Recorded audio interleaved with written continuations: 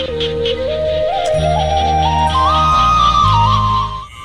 ម្រើនពរញាតិញោមនៅក្នុងថ្ងៃនេះព្រះសង្ឃវត្តអង្គកែវឧត្តមបានមករើសសម្រាមសម្អាតតាមផ្លូវចូលវត្តនិងស្រោចទឹកក៏ដើមឈើដែល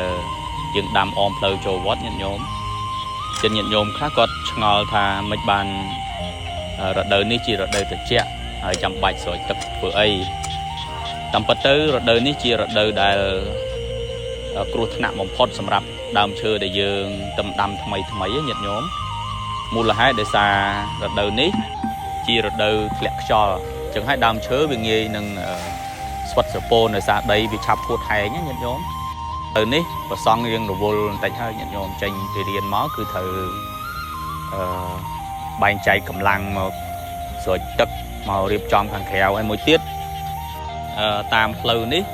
ជារៀងរាល់ឆ្នាំហ្នឹងគឺតែងតែមានក្មេងៗដុតស្មៅដុតអីអញ្ចឹងញាតិញោមចឹងហើយត្រូវបែងចែកកម្លាំងមួយក្រុមទៀតដើម្បីធ្វើការឈូសស្មៅធ្វើយ៉ាងណាឈូសឲ្យបានកលឹងជុំវិញដើមឈើហ្នឹងប្រហែលជា